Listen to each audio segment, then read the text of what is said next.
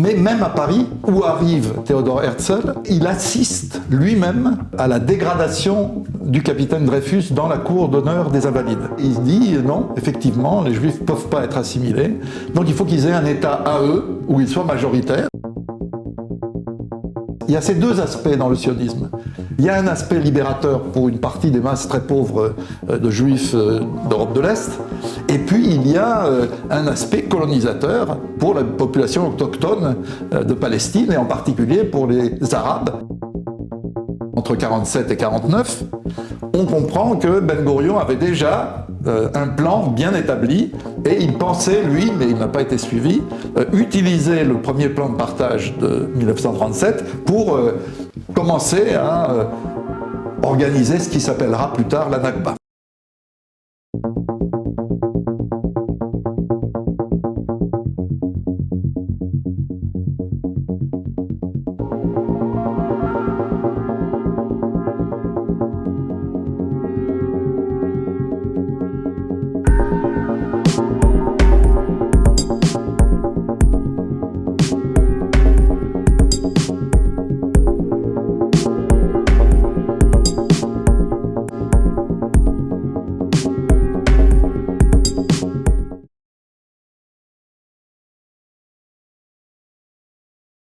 La Révolution française engage un processus qui va petit à petit se répandre dans toute l'Europe, qui est l'émancipation des Juifs, le fait qu'ils deviennent des citoyens au même titre que tous les autres citoyens. Le problème, c'est que cette émancipation, elle a provoqué des réactions de refus de la part de la droite, de l'extrême droite française. Et donc on a une résurgence, effectivement, comme vous l'avez dit, de l'antisémitisme, non seulement en Russie ou en Pologne, où il y a des pogroms qui font des dizaines, voire des centaines de morts, mais même à Paris, où arrive Theodor Herzl, envoyé par son journal autrichien, dit Neue Freie Presse, et il assiste lui-même à la dégradation du capitaine Dreyfus dans la cour d'honneur des Invalides. C'est un moment qui le choque beaucoup. Il avait déjà été choqué par les pogroms dont j'ai parlé, mais là c'était en France, c'est-à-dire le pays où les Juifs ont été assimilés, émancipés le plus tôt. Donc il change d'avis. Jusque-là, à Vienne, il pensait que les Juifs pouvaient s'assimiler. Il avait même une idée peut-être un peu naïve, c'est qu'ils pourraient se convertir au christianisme, ce qui les protégerait de l'antisémitisme. Bon, on a vu par la suite que la protection était très limitée dans ce domaine. Et donc, il arrive à Paris et il se dit, non, effectivement, les Juifs ne peuvent pas être assimilés, donc il faut qu'ils aient un État à eux, où ils soient majoritaires, pour pouvoir décider de leur destin. Il y a tout de suite un petit problème, je dis petit de manière humoristique, c'est qu'en Palestine, où Herzl veut créer son État des Juifs, le titre de son livre en 1896, il n'y a que 10% à peine de Juifs dans la population. Et donc, c'est visiblement un problème que Herzl n'a pas voulu voir, ou a fait mine de ne pas voir. Parce que ça transformait son idée a priori émancipatrice, puisque c'était permettre aux Juifs pauvres de l'Europe de l'Est d'avoir un lieu où se retrouver et être en sécurité. Mais ce faisant, évidemment, le projet devenait un projet colonial. Je crois qu'il faut avoir en tête qu'il y a ces deux aspects dans le sionisme. Il y a un aspect libérateur pour une partie des masses très pauvres de Juifs d'Europe de l'Est, et puis il y a un aspect colonisateur pour la population autochtone de Palestine, et en particulier pour les Arabes de Palestine, qui forment environ 90% de la population. Donc, sur cette base, Herzl va essayer d'organiser un mouvement pour les objectifs du sionisme, et surtout de trouver des sponsors, comme on dirait aujourd'hui. Le mouvement, il le crée donc en 1897, un an après son livre, et il essaye de voir le maximum de grandes personnalités de l'époque. Donc il va voir le sultan ottoman, il va voir Bismarck, l'empereur d'Allemagne, de Prusse, il va voir le pape, Il va avoir des ministres du tsar, qui d'ailleurs étaient des organisateurs de pogroms, comme quoi il y avait... La fin justifie les moyens, dit-on. Hein. Herzl était sans doute tenant de cette vision des choses.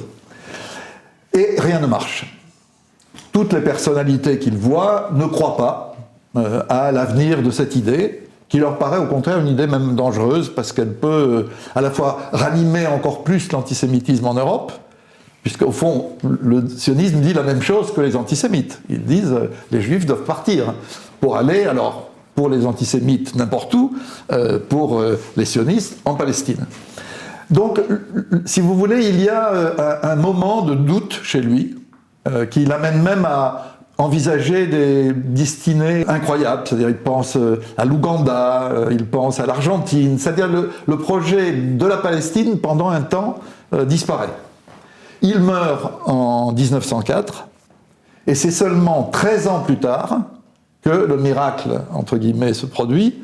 Un grand pays, le plus grand à l'époque de tous les impérialismes, si on veut l'appeler comme ça, le Royaume-Uni, décide de soutenir le projet sioniste.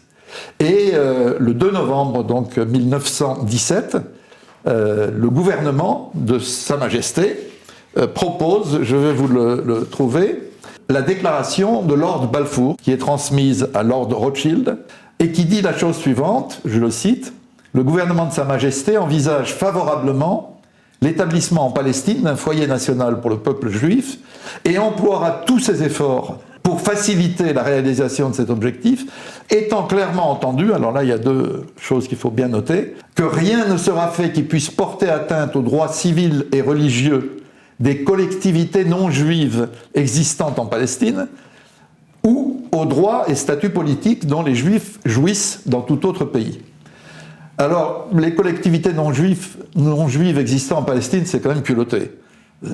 Non juives, c'est 90%, je vous l'ai dit, donc la formule est quand même étonnante.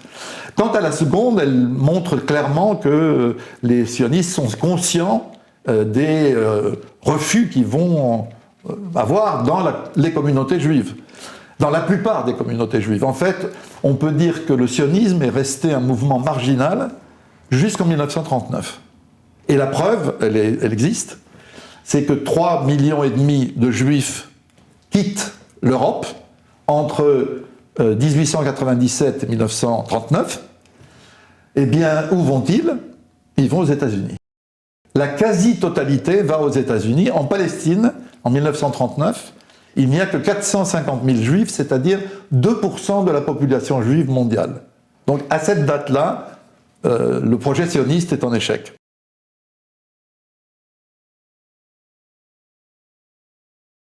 Il faut comprendre que la déclaration Balfour, ça n'est qu'une des 3 promesses faites par la Grande-Bretagne. Promesse faite au mouvement sioniste. Mais il y avait aussi une promesse faite aux Français, ce qu'on appelle les accords Sykes-Picot, qui partageaient toute la région entre la zone d'influence britannique et la zone d'influence française, avec les mandats donnés par la SDN. Il y a une différence d'ailleurs entre les accords Sykes-Picot et le mandat britannique. Parce que les accords Sykes-Picot prévoyaient une forme d'internationalisation de la Palestine, de sorte que la France et la Grande-Bretagne y auraient un rôle équivalent. Avec le mandat tel qu'il est rédigé par la SDN, c'est clair que la Palestine devient britannique. C'est un mandat confié à la Grande-Bretagne. Alors vous avez une deuxième promesse, donc, qui est une promesse, comme vous l'avez dit, faite aux Arabes, aux 2 clans, hein, les Séoud et les fils de Hussein, qui est en Jordanie à l'époque. Et effectivement, le texte des promesses faites, c'est le fameux Laurence d'Arabie qui est derrière tout ça, c'était un grand royaume arabe indépendant. Donc ça fait quand même beaucoup de promesses.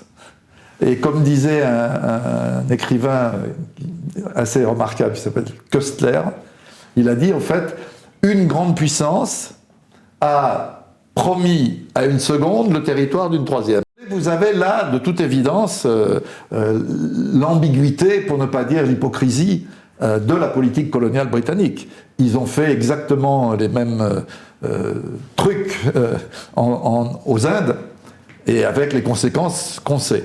Il faut comprendre qu'à l'époque, il n'y a pas un nationalisme palestinien complètement, comment dirais-je, condensé autour d'une plateforme d'organisation, etc. C'est plutôt une structure clanique.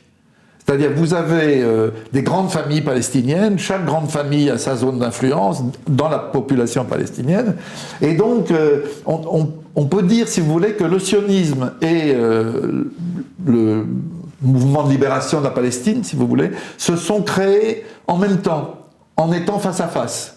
Je crois qu'il n'y aurait pas eu un mouvement palestinien comme on le connaîtra à partir de 1964 avec l'OLP, s'il n'y avait pas eu cette vision là. Donc je crois qu'on peut comprendre que, au fond, si les sionistes, je vous l'ai dit, ont pleinement bénéficié du mandat britannique, les Palestiniens, eux, vont le payer. Vont le payer en termes de démographie, vont le payer en termes de terre, vont le payer en termes d'économie, mais aussi en termes de violence.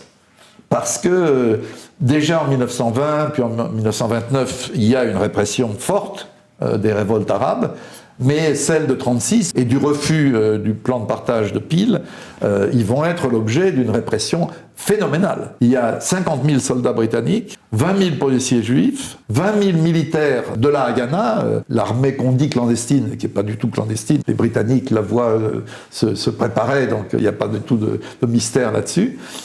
Et plusieurs milliers de militants du sionisme révisionniste. On peut considérer que la Palestine est non seulement décimée, elle est plus que décimée, mais que toutes les élites sont écrasées. Je pense en termes militaires, mais je pense surtout en termes politiques, en termes sociaux.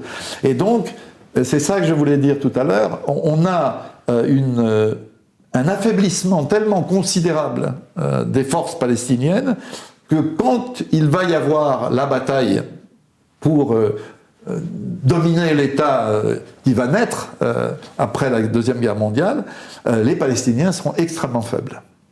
Il y aura beaucoup plus de soldats, de miliciens juifs que de Palestiniens. Et les régiments arabes qui vont intervenir, visiblement, quand on y regarde de plus près, ils s'occupaient plus de se battre entre eux que de combattre le projet sioniste lui-même.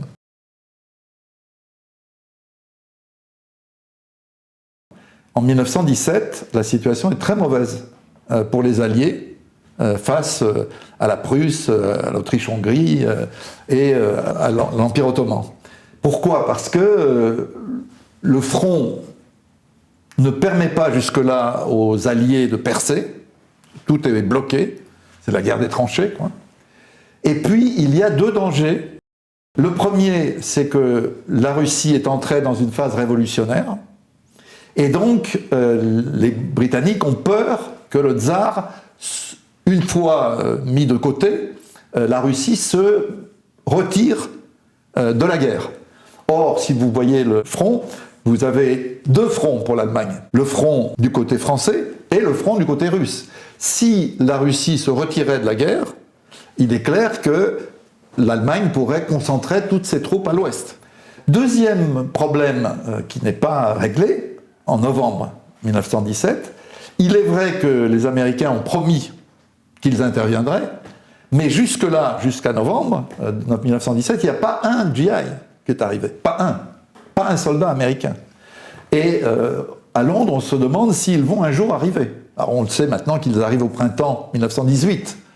Mais voilà l'idée des Britanniques, de ces dirigeants qui sont des antisémites, c'est que, comme le pensent les antisémites, il y a un complot juif mondial, que les juifs ont une puissance étonnante, il y a le faux, très connu, le protocole des sages de Sion, enfin, tous ces refrains antisémites les intoxiquent eux-mêmes. Donc ils pensent qu'en faisant cadeau au mouvement sioniste de la perspective d'un foyer national juif, ils vont en même temps convaincre les juifs américains de faire pression sur leur gouvernement pour qu'il intervienne avec son armée, qui est très faible à l'époque, Et d'autre part, comme il y a beaucoup de juifs parmi les révolutionnaires, que ce soit la première révolution et puis ensuite la révolution d'octobre avec Lénine, les Britanniques pensent que les juifs qui sont très nombreux dans les mouvements révolutionnaires vont retirer l'armée russe de la guerre. C'est d'ailleurs ce qu'ils vont faire. Donc si vous voulez, il y a un objectif immédiat pour les Britanniques. Et il y en a un à plus long terme, c'est celui que vous avez en fait évoqué, qui est tout à fait juste. D'une part, la Palestine, c'est la vigie, si vous voulez, ou la sécurité du canal de Suez, qui pour les Britanniques est absolument décisif, puisqu'il relie les Indes britanniques à la Grande-Bretagne. Donc sans ce canal, il n'y a plus de possibilité pour l'Empire de s'organiser. Il faudrait faire le tour de l'Afrique, vous imaginez. Donc il y a cet objectif des Britanniques qui est de sécuriser le canal de Suez. J'ajoute, moi, en ayant vérifié personnellement dans les archives, on commence déjà à parler du pétrole à l'époque. C'est pas ce que ça va être plus tard, mais on sait qu'il y a une richesse nouvelle qu'on va pouvoir exploiter. Et donc l'idée, c'est aussi que, en dominant la région, les Britanniques s'assurent du contrôle de cette nouvelle richesse.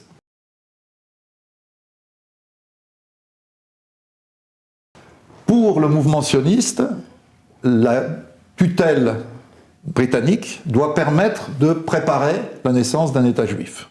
Tout ce qui va dans ce sens leur convient. Et il faut dire que de leur côté, le deal fonctionne parfaitement. Vous avez entre 1922, le moment où la Société des Nations donne officiellement le mandat sur la Palestine au Royaume-Uni, vous avez 10% de la population de la Palestine qui est juive. En 1939, on arrive à 34%, donc triplement de la population juive. C'est peu par rapport à l'ensemble des juifs du monde, c'est beaucoup par rapport à la Palestine. Les terres qu'ils occupent sont multipliées par 10. Les communautés qu'ils ont créées, les kibbutz ou les moshav qu'ils créent, ont également été multipliées par 10. Et ce qui est presque incroyable, le produit national brut de la communauté juive de Palestine est multiplié par 20 entre 1924 et 1939. Donc disons, du côté sioniste, on n'a qu'à se réjouir de l'accord passé avec les Britanniques. Du côté des Britanniques, c'est plus compliqué que ça, parce que, comme toutes les puissances coloniales, ou quasiment, ils ont sous-estimé la capacité des Arabes de Palestine et du monde arabe autour à se défendre. C'est vrai qu'il faudra un moment pour que les populations prennent conscience de ce qu'est vraiment le projet sioniste. Au départ, on pense que c'est des voisins qui s'installent et qu'on va coexister avec eux. Mais quand la population augmente, les terres augmentent, l'activité économique augmente, évidemment que les gens ne sont pas stupides et ils voient très bien qu'il y a un projet de les remplacer, non pas d'ajouter des juifs, mais de les remplacer par une population juive venue du monde entier. Et donc il y a des révoltes de plus en plus vives. La première, c'est en 1920, donc avant même le mandat. La seconde, beaucoup plus violente et généralisée, c'est en 1929. C'est de 1929 que datent les oppositions autour du mur des lamentations, parce que juifs et musulmans se disputent le lieu. Vous avez enfin, en 1936, et ça va durer 3 ans, une grande révolte palestinienne, qui est un phénomène essentiel. Si on ne l'a pas en tête, on ne comprend pas ce qui va se passer après la guerre, après la Seconde Guerre mondiale. Vous avez donc, dans toute la Palestine, une sorte de grève insurrectionnelle avec des Palestiniens armés de fusils, il y a beaucoup de heurts. Alors, pendant un temps, les Britanniques espèrent régler le problème. Alors, ils ont un système qui est tout à fait habituel dans toutes les colonies qu'ils ont occupées. Quand il y a un problème, on envoie une commission d'enquête et après, on fait un livre blanc et le livre blanc donne les leçons des événements, des heurts qu'il y a eu auparavant. En l'occurrence, c'est la commission de Peel, Lord Peel, qui vient en 1937 et qui propose un premier partage de la Palestine. Comme comme celui qui se fera en 1947, on va y venir tout à l'heure, mais disons avec un État juif beaucoup plus petit que dans le plan de 47, et surtout, très important, avec le transfert de la population arabe qui vit dans le territoire prévu pour l'État juif, hors de cet État. Et c'est la raison pour laquelle, c'est peu connu ça, en fait, tout le monde a refusé. Les musulmans ont refusé, les chrétiens et les juifs, on n'a pas voulu de ce premier plan de partage. Mais Ben Gourion, le leader de la communauté juive de Palestine, David Ben Gourion, qui sera le premier ministre d'Israël, qui va diriger les guerres de 48, etc., il a, lui, cette idée qu'au fond, l'État qu'on leur propose est trop petit, mais ce qui est très important, c'est le transfert. Et quand on sait la suite, c'est-à-dire que les 3/4 des Palestiniens arabes vont être chassés entre 47 et 49, on comprend que Ben Gourion avait déjà un plan bien établi et il pensait, lui, mais il n'a pas été suivi, utiliser le premier plan de partage de 1937 pour commencer à organiser ce qui s'appellera plus tard la Nakba.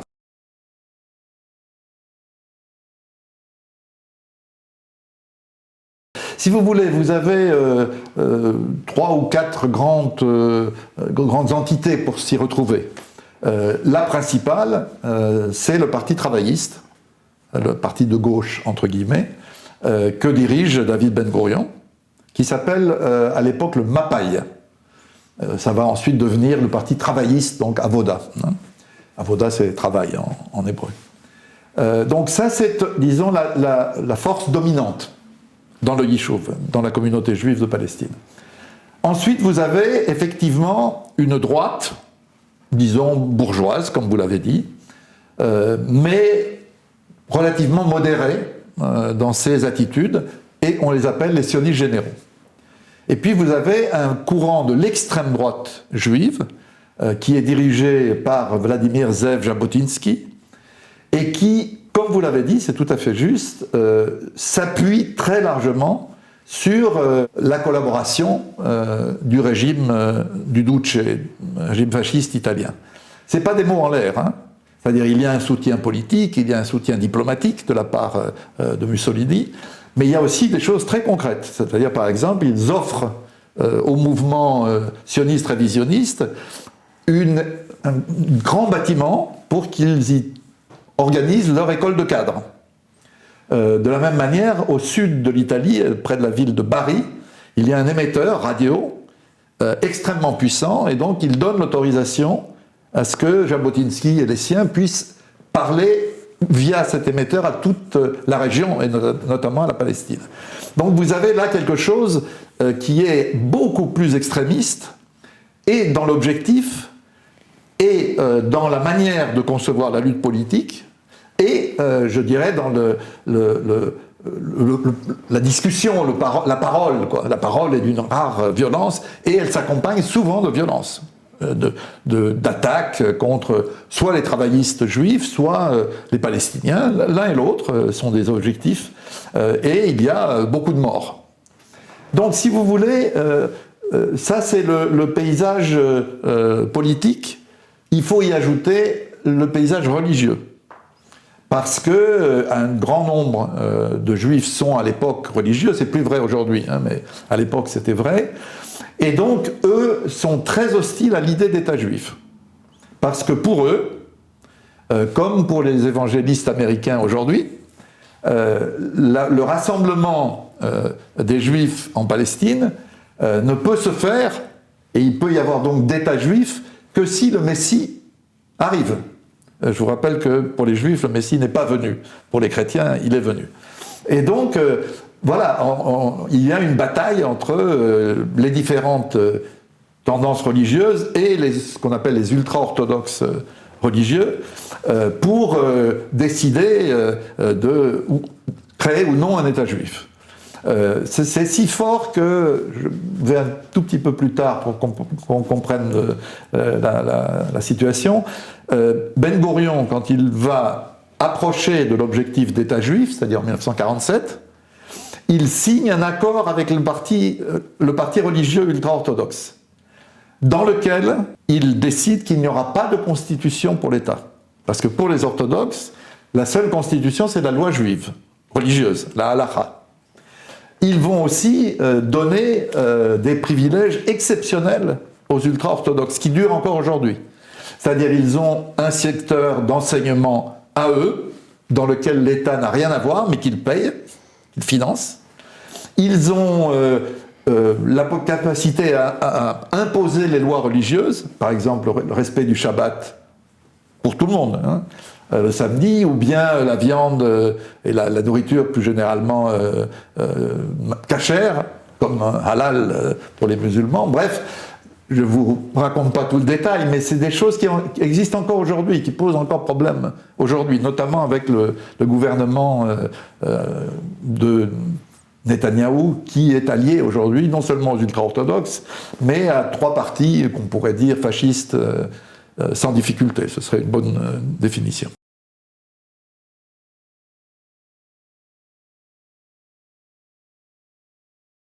C'est effectivement une chose peu connue, mais qui est très compliquée à comprendre, parce que, évidemment, que c'est pas simplement une alliance entre sionisme et le nazisme. On ne peut pas l'interpréter comme ça. Si vous voulez, il faut se souvenir qu'à l'époque, en 1933, quand les nazis arrivent au pouvoir, ils n'ont pas en vue le génocide des Juifs. Nulle part. Il y a une phrase dans Mein Kampf, le livre que Hitler a écrit quand il était en prison, quelque chose qui fait référence, mais d'une manière extrêmement floue. En fait, à l'époque, et jusqu'en 1939, le but des dirigeants nazis, c'est que les Juifs s'en aillent. Sans emporter leurs biens, mais qu'ils s'en aillent. Et effectivement, il y a une émigration juive non négligeable jusque-là. Mais quelqu'un qui a fait ses études en Allemagne, avant la victoire des nazis, qui s'appelle Chaim Arlosorov, il est d'ailleurs, c'est une histoire très compliquée, il était le premier, pas mari, mais amant, disons, de Magda, qui va s'appeler Goebbels, c'est-à-dire la femme qui deviendra la femme de Goebbels. D'où une affaire assez étonnante, hein, puisque ce Arlosorov, il signe, c'est lui qui le prépare et qui le signe, l'accord avec les nazis. Qu'est-ce que dit cet accord? Il dit simplement que les Juifs peuvent aller en Palestine, et que s'ils vont en Palestine et pas ailleurs, le gouvernement allemand va compenser une partie des pertes de leurs biens, immeubles, appartements, usines, ateliers, etc., par des produits que l'Allemagne nazie va exporter vers la Palestine. Donc les gens pourront avoir une partie de leurs biens compensés par des produits allemands. Évidemment, ça ne veut absolument pas dire que le nazisme ait favorisé le projet sioniste. Ça n'a jamais été le cas. Les nazis étaient aussi bien opposés aux Juifs en Allemagne qu'aux Juifs ailleurs, et notamment en Palestine.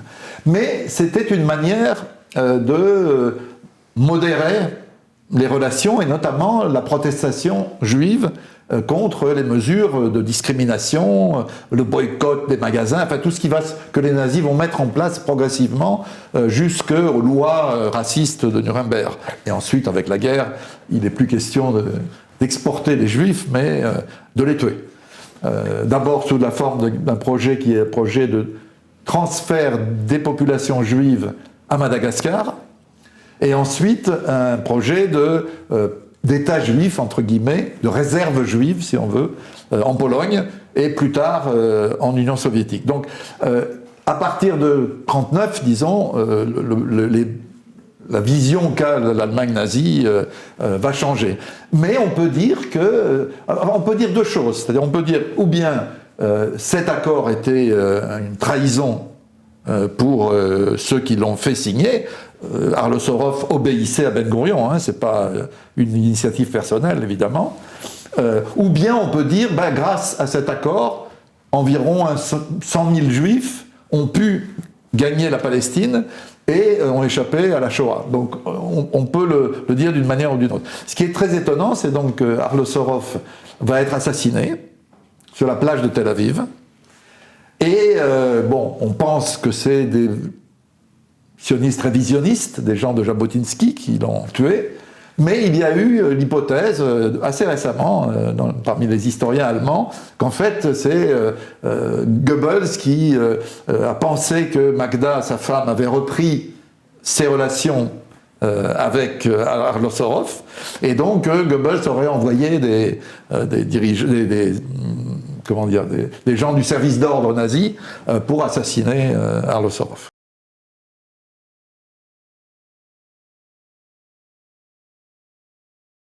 C'est un travail qui est peu connu en France. J'ai consacré un livre, ça a été le premier, et après ce livre, un certain nombre des ouvrages écrits par ces historiens dont je parlais dans le mien ont été traduits en France. Ça fait plaisir quand on arrive à ébranler le mur de l'édition, qui n'est pas toujours un mur facile à abattre. Je ne sais pas si vous êtes au courant du dernier scandale. Il y a un livre qui est un livre, sans doute le meilleur livre sur la Nakba palestinienne, qui est de Ilan Pappé, et qui s'appelle « Le nettoyage ethnique de la Palestine », qui a été traduit en 2008 par les éditions Fayard. Et les éditions Fayard, qui sont tombées plus ou moins dans l'escarcelle de Bolloré, ont décidé de retirer le livre de leur collection. Donc le livre n'est plus disponible, sinon sur Amazon, quand il y a un libraire qui a encore des exemplaires. C'est pour dire qu'encore aujourd'hui, un livre d'historien qui parle d'événements qui ont plus de 75 ans reste quelque chose de très sensible pour des adversaires du mouvement sioniste. Un débat très important, qui n'est pas le premier, mais à mon avis quelque chose qu'il faut suivre, c'est la diversité du génocide nazi. C'est sûr que les Juifs étaient la cible essentielle, en tout cas le groupe, on peut dire humain, dont les nazis voulaient exterminer tous les membres jusqu'au dernier. C'est spécifique ça aux Juifs, mais on ne doit pas oublier pour autant que les nazis ont exterminé les malades mentaux, y compris allemands, qu'ils ont terriblement massacré les élites polonaises, et qu'ensuite leur guerre contre l'Union soviétique a été une guerre quasiment génocidaire, sans parler de la répression de l'Allemagne nazie dans tous les pays qu'elle occupait. En France, on a aussi eu beaucoup de résistants, pas seulement juifs, donc, qui ont été l'objet de cette répression nazie. Donc ça, c'était pour moi quelque chose d'important, pour qu'on évite d'avoir une vision uniquement judéocentrée du génocide nazi. Il y a le judéocide, mais il y a d'autres groupes donc, qui ont été victimes des nazis. Deuxième idée, alors qui est pour moi absolument passionnante, c'est un débat qu'on peut présenter comme on veut, mais en disant entre des historiens qui pensent que le génocide nazi est présent dans Mein Kampf et qu'on va arriver à Auschwitz dans une ligne droite, si vous voulez. Ça s'appelle les intentionnalistes, c'est-à-dire qui pensent que le génocide est le fruit simplement de l'idéologie nazie et du fait que Hitler ait développé la dimension antisémite du nazisme, qui n'était pas la seule dimension. Mais d'autres historiens, notamment ceux dont j'ai parlé dans mon bouquin, pensent que, bien sûr que l'idéologie joue un rôle essentiel, c'est la toile de fond, mais que c'est l'évolution de la situation pendant la guerre qui a créé des accélérateurs du génocide. Disons qu'il y a un premier accélérateur majeur qui est la guerre. Parce qu'on peut, dans la guerre, se livrer à beaucoup d'horreurs qui vont être justifiées par les buts de guerre. Ça ne concerne pas que l'Allemagne nazie, hein. Ça on pourrait en parler à propos d'autres conflits.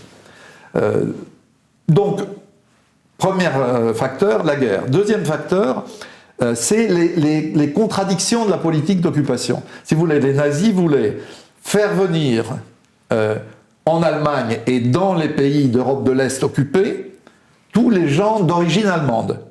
Il y a beaucoup de gens d'origine allemande, jusqu'à la Volga, dans les pays nordiques, etc.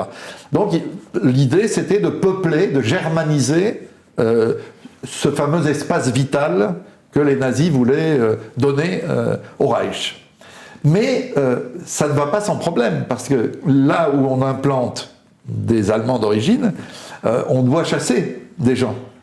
Et donc, petit à petit, on va se trouver dans une situation où on aura ces fameux ghettos qui vont grandir de manière démesurée, où on va entasser les gens. C'est un élément important pour les dirigeants locaux des pays occupés, parce qu'ils disent mais on peut pas continuer comme ça, il faut se débarrasser des Juifs d'une manière ou d'une autre pour qu'on puisse... Donc c'est un élément très important. Deuxième élément, c'est que tous ces gens qu'on va amener, il faut les nourrir. Et il n'y a pas assez de nourriture pour tout le monde. Parce que la politique de l'Allemagne nazie, il y a un livre qu'il a très bien montré, de Goetzali, elle était de piller les pays occupés pour assurer un bon niveau de vie aux Allemands.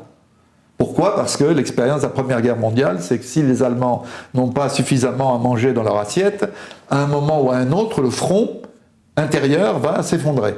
Donc l'idée, c'était, on ne refait pas la même erreur, on assure. Donc du coup, vous avez des textes absolument incroyables quand on les relit dans les archives, d'un cynisme fou, quoi. Donc, on explique au fond, il y a une lettre que je cite, je ne veux pas la rechercher là, mais elle est intéressante, d'un Sturmbannführer, c'est-à-dire un homme assez élevé dans la hiérarchie nazie, et qui dit, mais ces pauvres juifs quand même, ils ne vont plus avoir à manger, on doit les entasser, ce serait plus confortable de les exterminer par un moyen agréable.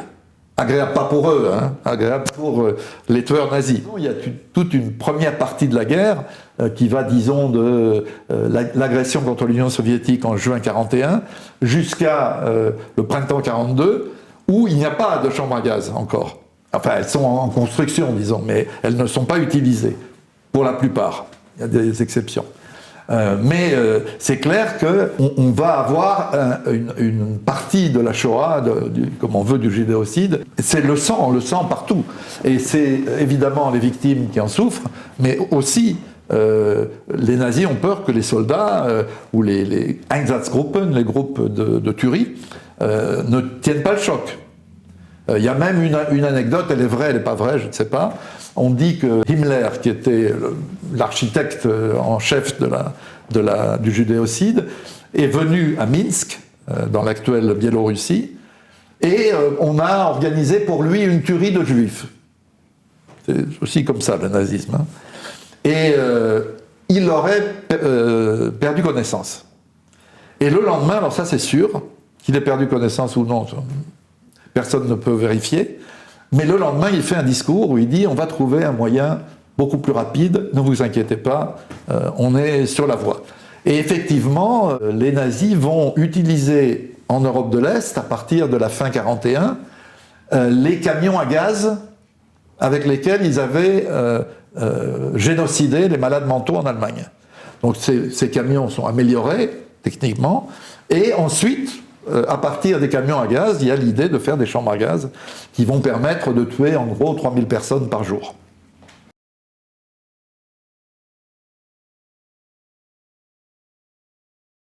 Donc quand la Grande-Bretagne sort de la guerre, elle en sort très affaiblie, et elle aurait même pu s'effondrer s'il n'y avait pas eu ce qu'on appelle le pré-bail américain, c'est-à-dire de l'aide financière massive, que d'ailleurs les Britanniques ne finiront de payer que dans les années, vers la fin du XXe siècle, pour dire que c'était très massif. Hein, le remboursement a été très long.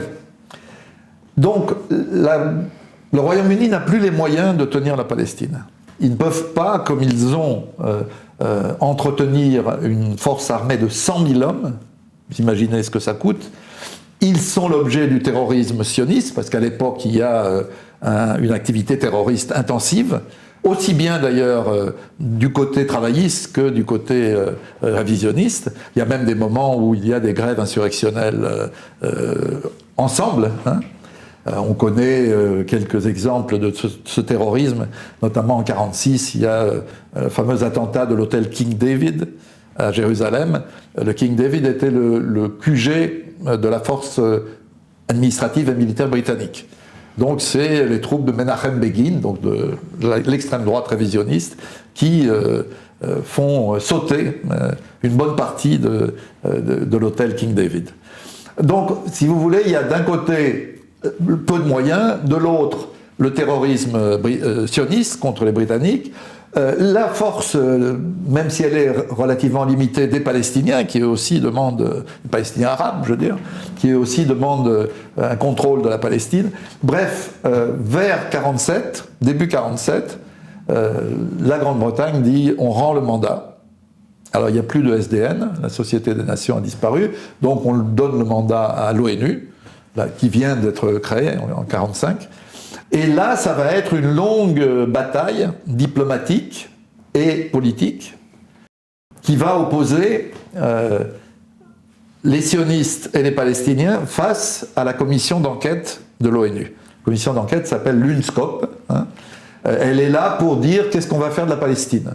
Est-ce qu'on va faire un État juif? Est-ce qu'on va faire un État arabe? Est-ce qu'on va faire une fédération? Est-ce qu'on va faire une confédération? Bref, la commission d'enquête travaille. Et c'est là, je n'ai pas répondu tout à l'heure parce que je voulais en parler maintenant, qu'il y a une grande différence dans la tactique des sionistes et des Palestiniens, des dirigeants palestiniens de l'époque, c'est-à-dire les Husseini pour la plupart. La bataille, c'est que les sionistes disent « nous on participe », et tous les courants sionistes de Palestine vont venir défiler devant la commission d'enquête. Ils vont même organiser, ça tombait bien, une grande affaire d'immigration ratée. C'est le fameux bateau l'Exodus qui arrive au milieu du séjour de la commission d'enquête, ça ne peut pas être par hasard, avec 5000 occupants à peu près, et on les arrête, les Britanniques les arrêtent, les renvoient vers l'Allemagne, ils vont finir... enfin bref. La commission d'enquête n'entend que les discours sionistes et la propagande qui est faite autour de l'affaire de l'Exodus. Les Palestiniens ont décidé de ne pas parler. Et c'est quelque chose qui arrive souvent dans l'histoire. Il faudra l'arrivée d'Yasser Arafat à la tête de l'OLP pour que les Palestiniens se projettent dans un projet de négociation en fonction des rapports de force avec les sionistes, plutôt que de rester, de laisser la chaise vide. En l'occurrence, c'est une des raisons pour lesquelles les sionistes vont emporter la décision à l'ONU. La cause juive sioniste, elle est connue, surtout en 1947, on est déjà... tout le monde sait ce qui s'est passé dans les camps de concentration, dans les centres d'extermination, etc. Par contre, les Palestiniens, personne ne connaît. Donc, le fait de laisser la chaise vide est bien pire que dans d'autres moments de l'histoire, parce que là, c'est privé la communauté internationale, qui ne se donne pas beaucoup de mal, parce qu'il y a la culpabilité du génocide, hein, évidemment. Il y a eu quand même des collaborateurs dans toute l'Europe occupée. La culpabilité est forte, quoi. Et donc, comme on connaît les uns, on ne connaît pas les autres, la décision est prise le 29 novembre 1947, après discussion, enquête, etc., de faire 2 États, un État juif sur 56% du territoire, sauf que d'après l'enquête faite pour le plan de partage, les sionistes à l'époque, malgré tous ces efforts, ne représentent et ne possèdent que 7% des terres et 34% de la population.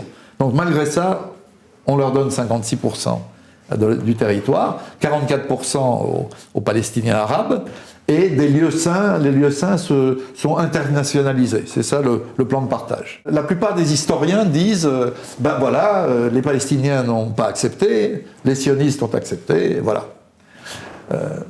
D'abord, on ne peut pas les mettre sur le même plan, parce que les uns sont une puissance occupée, et l'autre, une puissance en voie d'occupation. Donc, il y a moralement quelque chose qui ne peut pas être mis à égalité.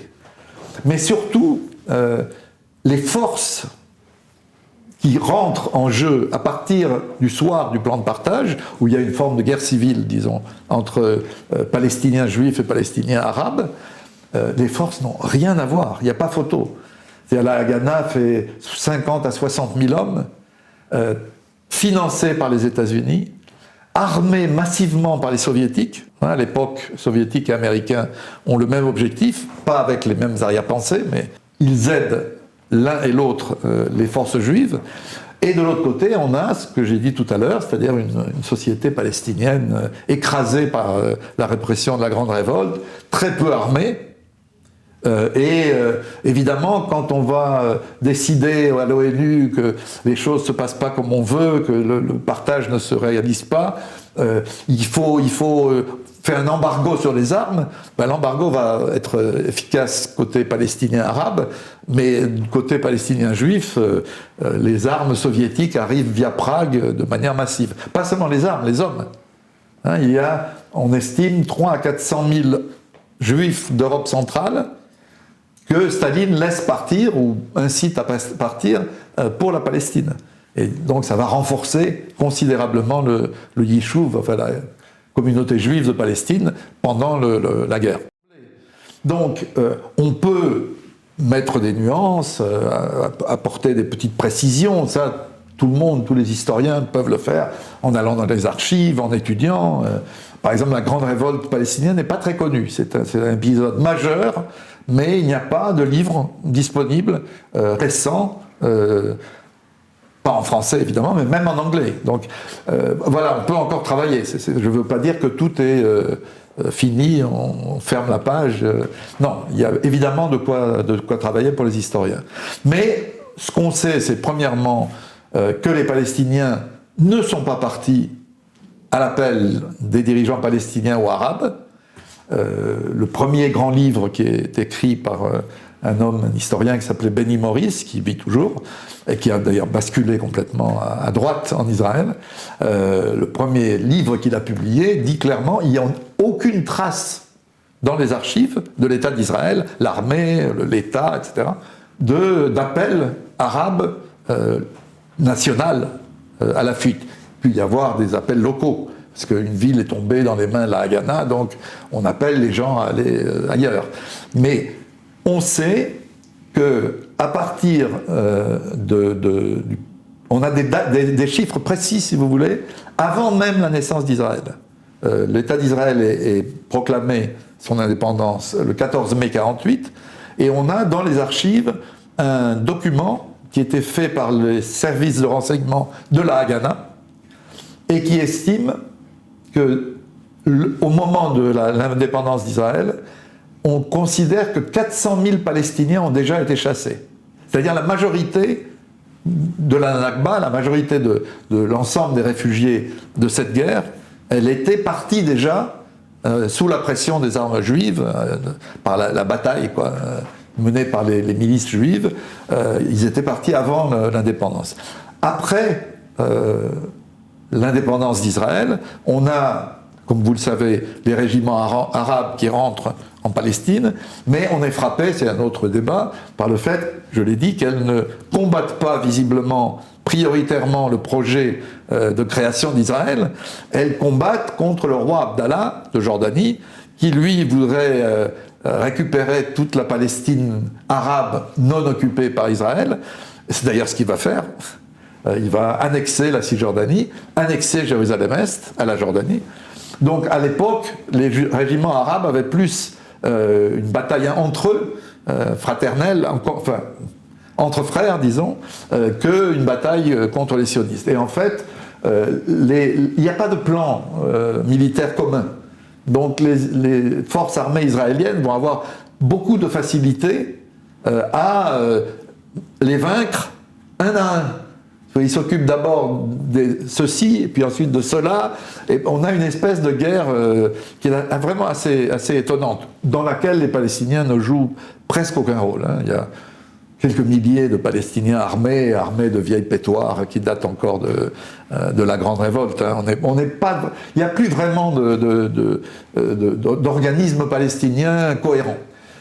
Plus, comme vous le savez, la personnalité qui sert un peu d'épouvantail pour les opinions européennes, du grand moufti de Jérusalem, Amin, qui, vers 1941, va se rendre à Berlin, créer 2 légions SS musulmanes, mais il n'y a pas de Palestiniens dedans, c'est des Bosniaques, et rester du côté nazi, quoi. Donc évidemment, quand ce personnage se représente ensuite, pour les Occidentaux, il n'a pas de crédibilité.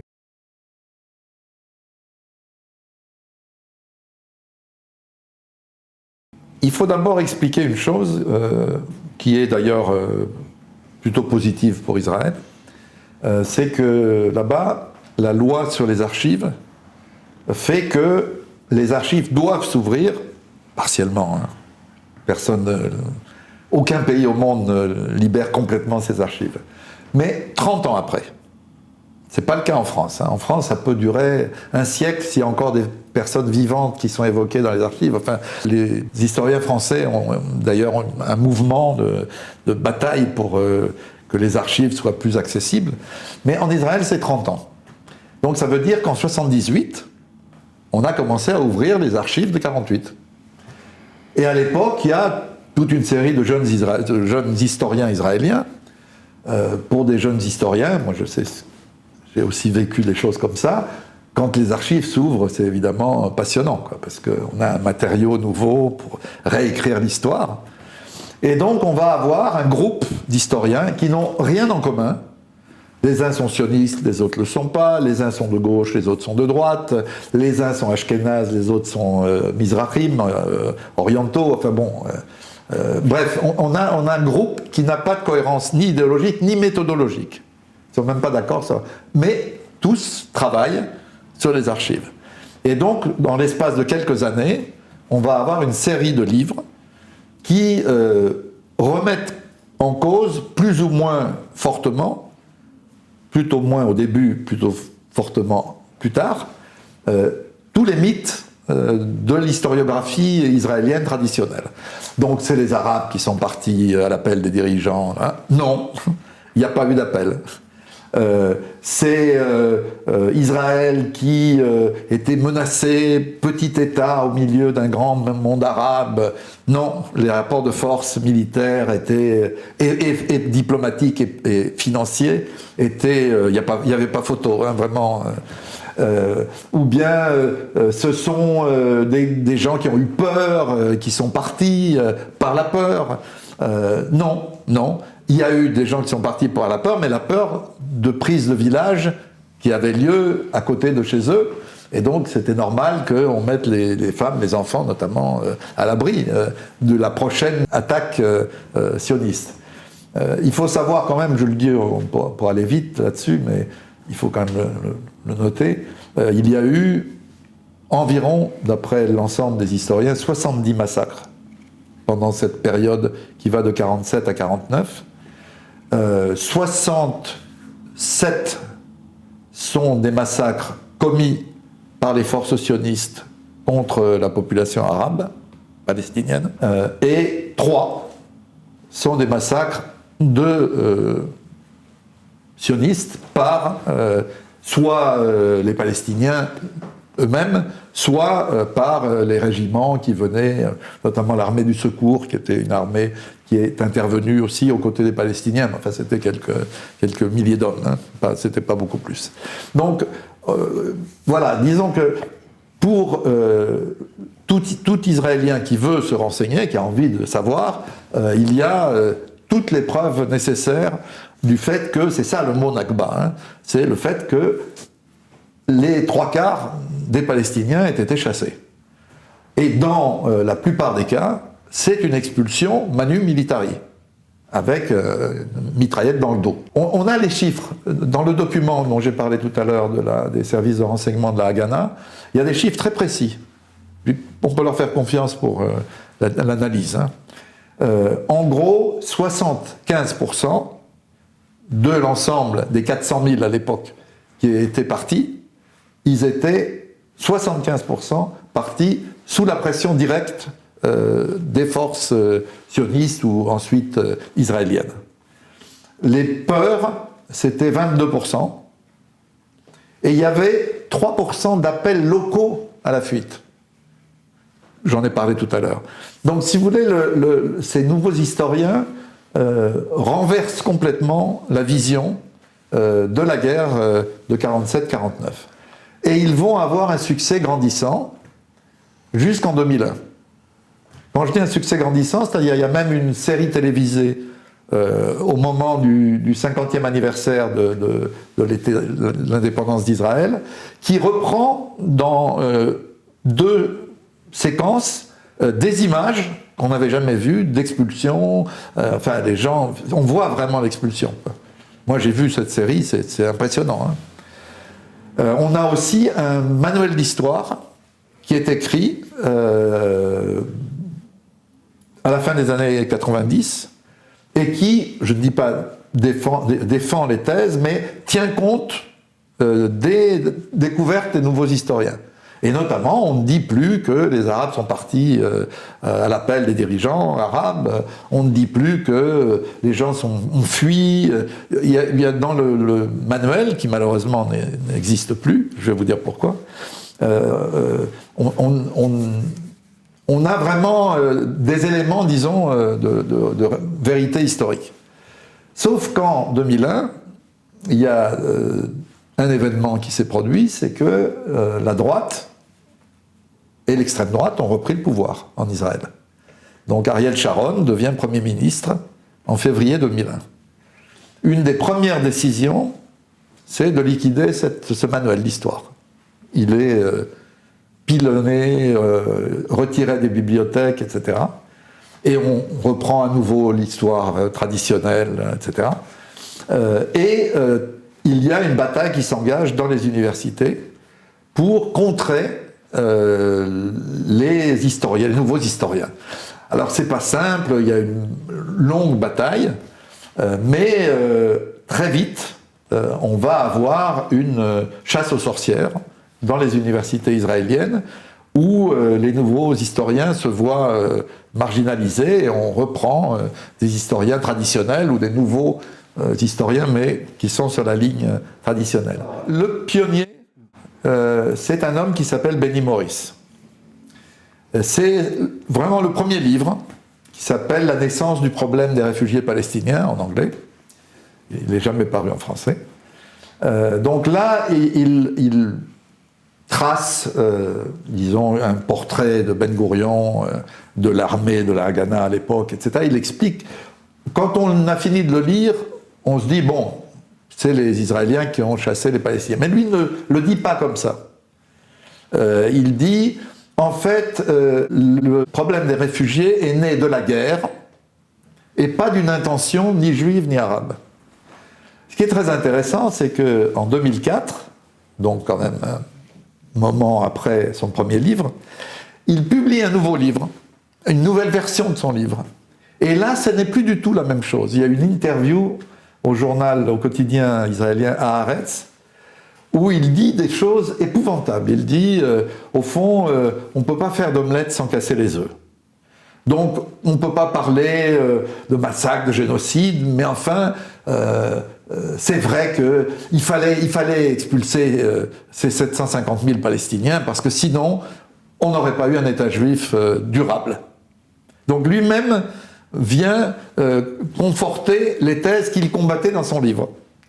Alors lui, c'est le plus complexe, disons, parce qu'on voit bien qu'il a eu 2 phases dans son travail. Une phase où il disait ce qu'il trouvait, mais il protégeait, disons, l'image de Ben Gourion, et l'autre où il admet que c'est bien une intention juive qui a fait le problème des réfugiés, parce qu'ils ont voulu chasser les Palestiniens. L'autre, qui est à l'autre bout idéologique, disons, de ce groupe, c'est Ilan Pappé, que vous avez mentionné, qui a quand même quitté Israël parce qu'il y a eu ce scandale autour de la thèse de Theodor Katz, il s'appelait l'étudiant. Ensuite, vous avez un magnifique historien, je trouve, qui s'appelle Avi Shlaim. C'est pour lui que je parlais de Mizrahim, orientaux, parce que lui est d'origine irakienne. Et tout cela, tous ensemble, chacun se prenant un aspect particulier, arrive à dresser un tableau, je crois, véridique et je pense définitif pour l'essentiel, disons. Donc, Benny Morris, c'est surtout sur le caractère ou non d'expulsion, donc il fait la moitié du chemin, disons. Timrat Lapan, c'est vraiment les dénonciations des mythes fondateurs de l'État d'Israël. Ilan Pappé va travailler de manière beaucoup plus concrète sur l'expulsion. Et notamment avec des aspects, c'est le livre dont j'ai parlé qui était retiré par Fayard, c'est un livre absolument passionnant, parce qu'il est, bien que Pappé soit antisioniste, il n'est pas un livre idéologique, c'est un livre vraiment d'études de manière extrêmement précise de la manière dont les sionistes ont organisé la conquête de la Palestine. Si on peut en parler pour les gens qui nous verront discuter, il y a un film absolument remarquable qui est sorti il y a 2 ans, qui s'appelle Tantoura. C'est un film de documentariste israélien, juif, qui reprend un massacre parmi les 67 dont j'ai parlé, celui du village de Tantoura, qui est juste au sud de Haïfa, donc au nord d'Israël, et on voit tout. Donc on voit le massacre lui-même, on voit les gens qui ont participé au massacre, qui ont maintenant 90 ans, enfin à l'époque du film, qui sont presque tous en petits fauteuils roulants. Tous ne disent pas la même chose, mais certains disent oui, bien sûr, on les a tués massivement, quoi. Et puis on a ensuite l'histoire du procès, parce qu'il y a un jeune, pardon, l'inverse, un kibbutznik qui n'est pas jeune, mais qui reprend ses études à l'université de Haïfa et qui fait un travail énorme. Pendant plusieurs années, il fait l'interview de 134 personnes, soit moitié des juifs, moitié des arabes, et il raconte tout ça dans sa thèse. Il a réussi sa thèse, il a 97%, c'est une réussite formidable, mais les anciens tueurs de la Haganah, qui sont venus là, lui tentent un procès en diffamation, en disant c'est pas vrai, il a truqué les témoignages des gens, c'est pas du tout ça, etc. Finalement, le procès a lieu, mais la juge ne veut pas entendre de témoignages. Donc voilà comment le gars peut se défendre. Il a fait un travail historique, il a les témoignages, on peut vérifier si les témoignages ont été bien ou mal retranscrits, mais impossible. Finalement, dans la nuit, à minuit, 1h du matin, il signe, il dit non, c'était pas un massacre. Le lendemain matin, il a honte, il retourne voir la juge, il dit bon, moi, je veux qu'on aille au bout du procès. Elle dit non, c'est fini, vous avez signé, c'est fini. Bref, enfin, de toute cette histoire, on mesure combien la bataille autour du récit de la guerre de 47-49 a été intense, et allant jusqu'à des moyens qui sont des moyens... un pays où on retire la thèse à quelqu'un après lui avoir donné 97%, et on lui fait un procès, et la juge l'empêche d'avoir des témoins, etc., c'est qu'on n'est quand même pas tout à fait dans un pays démocratique, même si les archives s'ouvrent après 30 ans.